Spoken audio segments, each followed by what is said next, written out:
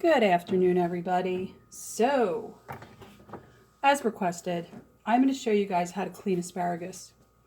I'm going to show you how I make asparagus, and it's not really a recipe, it's more of a procedure. But I did make, I don't know if we can see them, these beauties over here. These are gluten-free salmon cake, and I already ate one. They turned out fabulous. So I'm going to put the recipe up. And then you can just watch the procedure for the asparagus. So, as you might imagine, my dinner tonight will be salmon cakes with asparagus.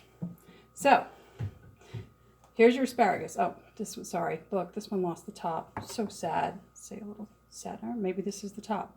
So, asparagus basically grow underground. And the bottom of the asparagus, this part, right? I mean, look at it. It doesn't even look good. It's like look at it. It just looks horrible. And they go through by hand, and these guys like cut them when they're coming out of the ground.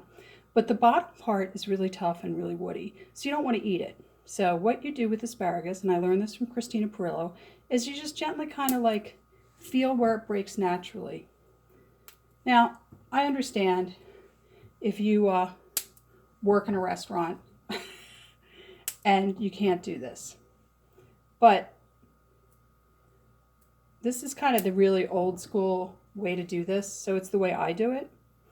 And what I'm going to do with these after I get the bottoms all cleaned, I'm just going to line this pan over here with the asparagus, like so. I have, let me show you guys the pan. There's the pan. I have drizzled that pan with some, well, I didn't drizzle. I have a little thing called a misto. Let me show that to you. Misto. So this thing, you put the olive oil in it, and it acts like, kind of like, it spritzes it, kind of like the non-stick spray, but without all the chemicals. I highly recommend getting one. First of all, you know, once you buy it, you're not going to keep buying cans of non-stick spray. It's much better for you because you can use any kind of oil you want. You can even use this actually for soy sauce or tamari if you're a person that does a lot of Asian cooking and you want to be able to spray your stir fries. You don't want to do the glug glug, you know, which is not the best way to do it anyway. When I worked in a restaurant, what we did, because we served one stir fry, which was kind of odd because it was the only thing on the menu that was not like diner food. We actually had the little spray bottles like hairdressers use. And we used to fill them with soy sauce, and we would just mist the stir fry while we were making it. But I digress. Anyway, so I'm simply removing the ends of these asparagus. And you can feel it. Like, see, this one's not ready to give right here. But if I go right here, it was ready to go. And you do lose a lot. See, you lose a lot of product. You can retrieve this.